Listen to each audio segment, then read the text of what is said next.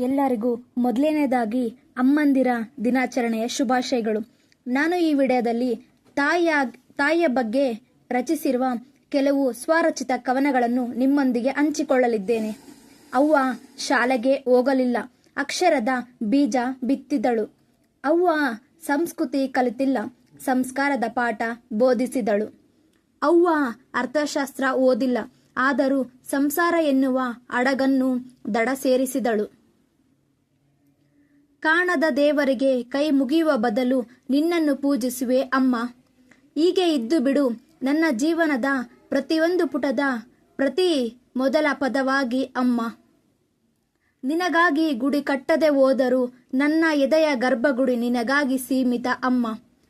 ನನ್ನ ಪ್ರತಿಯೊಂದು ಹೆಜ್ಜೆಯ ನೆರಳಾಗಿ ಇರುವೆಯ ಅಮ್ಮ. ನಮ್ಮನ್ನು ಕಣ್ಣು ರೆಪ್ಪೆಗಳಾಗಿ ಕಾಯುವಾಕೆಯನ್ನು ಪ್ರೀತಿಸಲು ಒಂದು ದಿನ ಸಾಕೆ. ಒಮ್ಮೆ ನಿನ್ನ ಪುಟ್ಟ ಮನಸ್ಸಲ್ಲಿ ಜಾಗ ಕೊಟ್ಟು ನೋಡು, ನನ್ನ ಎದೆ ಗರ್ಭಗುಡಿಯಲ್ಲಿ ನಿತ್ಯವೂ ಪೂಜಿಸಲ್ಪಡುವ ದೇವರಾಗುವೆ. ಅಮ್ಮ ನವಮಾಸ ಹೊತ್ತವಳು, ನಾ ಗರ್ಭದಲ್ಲಿರುವಾಗಲೇ ಕನಸಿನ ಅರಮನೆಯ ಕೋಟೆಯನ್ನು ಕಟ್ಟಿದವಳು. ನಾ ಲೋಕದ ಜ್ಞಾನ ಅರಿಯುವ ಮುನ್ನವೇ ತನ್ನ ಪ್ರೀತಿಯ ಮೂಲಕ ಪ್ರಪಂಚವನ್ನು ತೋರಿಸಿದವಳು. ನನ್ನ ಬರವಣಿಗೆಯ ಪ್ರತಿರೂಪ ನೀನು, ನನ್ನ ಬರವಣಿಗೆ ಹಿಂದೆ ನಿಂತಿರುವ ಅಗೋಚರ ಶಕ್ತಿ ನೀನೇ ಅಮ್ಮ.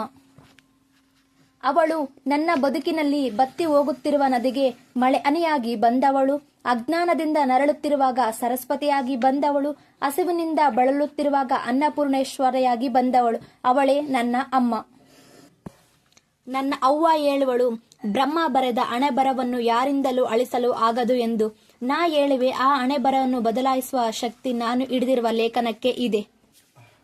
ನಾನು ಉಸಿರಾಡುವ ಉಸಿರಿನಲ್ಲಿ ಬರೆದಿರುವುದು ನಿನ್ನ ಹೃದಯದ ಹೆಸರು ಅಮ್ಮ. ನಮ್ಮನ್ನು ಕಣ್ಣು ರೆಪ್ಪೆಗಳಾಗಿ ಕಾಯುವಾಕೆಯನ್ನು ಪ್ರೀತಿಸಲು ಒಂದು ದಿನ ಸಾಕೆ. ಅಮ್ಮ, ನಿನ್ನನ್ನು ವರ್ಣಿಸಲು ನಾ ಸೋತಿರುವೆ. ನಿನ್ನ ಬಗ್ಗೆ ವರ್ಣಿಸಲು ಪದಗಳೇ ದೊರೆಯುತ್ತಿಲ್ಲ. ನಾನು ಅಲೆಮರೆಯಾಗಿ ಅಲೆದಾಡುವೆ ಅಮ್ಮ. ಪ್ರತಿಯೊಂದಕ್ಕೂ ತನ್ನದೇ ಆದ ಪರಿಶ್ರಮವಿರುತ್ತದೆ.